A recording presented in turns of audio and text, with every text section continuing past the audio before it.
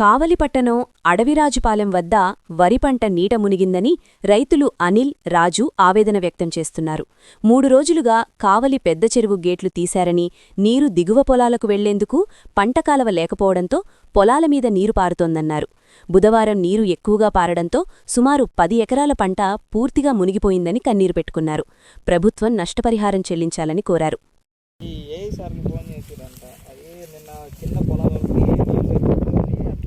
ఇండైరెక్ట్గా అన్నాడు కానీ అది కాదు రీజన్.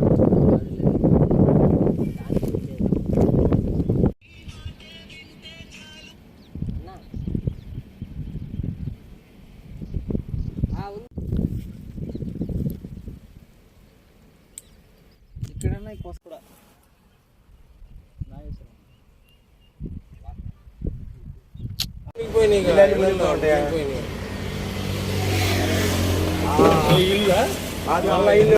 సడన్ గా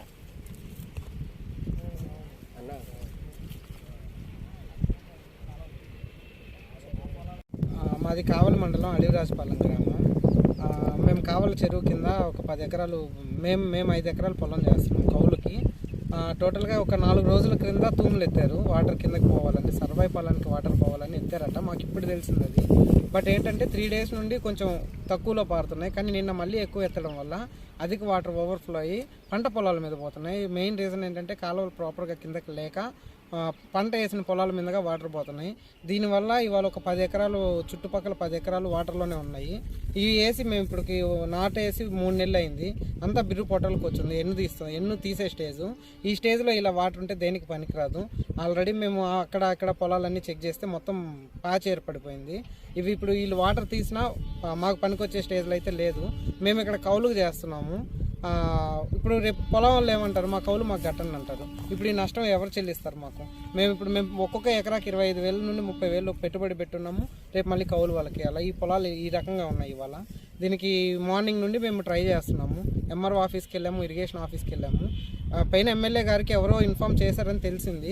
బట్ ఇంకా పైన కట్ట దగ్గర తూములు అయితే బ్లాక్ చేయలేదు. స్టిల్ వాటర్ వస్తున్నాయి. ఒకవేళ వాళ్ళు ఇప్పుడు బ్లాక్ చేసినా ఈ రేపు ఎల్లుండి దాకా కూడా ఈ వాటర్ ఇలానే ఫ్లో అవుతాయి. అంత ఓవర్ఫ్లో అవుతున్నాయి వాటరు. కాబట్టి దీనికి పరిష్కారం చూసి ఈ కాలువ ప్రాపర్గా కిందకి వాటర్ కావాలంటున్నారు. దానికి ప్రాపర్ కాలువలు చేసుకొని వేసుకుంటే మాకు ఎటువంటి ప్రాబ్లం లేదు. కింద రైతులు కూడా ఉన్నారు, వాళ్ళకి నీళ్లు పోవాలి కాబట్టి. బట్ మాకు ఇప్పుడు నష్టం జరిగింది. మాకు ఈ నష్టపరిహారం ఎవరు చెల్లిస్తారని మేము క్వశ్చన్ చేస్తున్నాం. ఎందుకంటే ఎటువంటి ఇన్ఫర్మేషన్ లేదు. కాలువ తూములు ఎత్తుతున్నారు. లిమిట్లో ఎత్తితే మేము ఇవాళ ఇట్లా క్వశ్చన్ చెయ్యం కదా.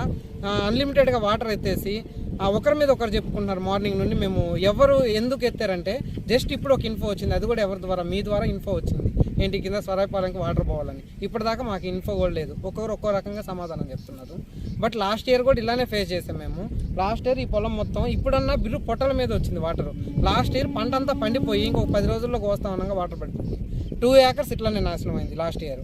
సరే ఒకసారి జరిగింది, ఈసారి ఏదైనా చూసుకుందామంటే ఇయర్ కూడా ఇప్పుడు స్టార్టింగ్ నుండే మొదలు పెట్టారు వాటర్ ఎత్తేయడం. అసలు అంత అన్లిమిటెడ్ వాటర్ ఎత్తడానికి గల కారణాలు ఏంటి? వాటర్ అవసరమే, లిమిట్లో వెళ్ళినా వాళ్ళకి పారుతాయి. కానీ ఇంత అన్లిమిటెడ్గా ఎత్తాల్సిన రీజన్ మాకు తెలియాలి ఫస్ట్.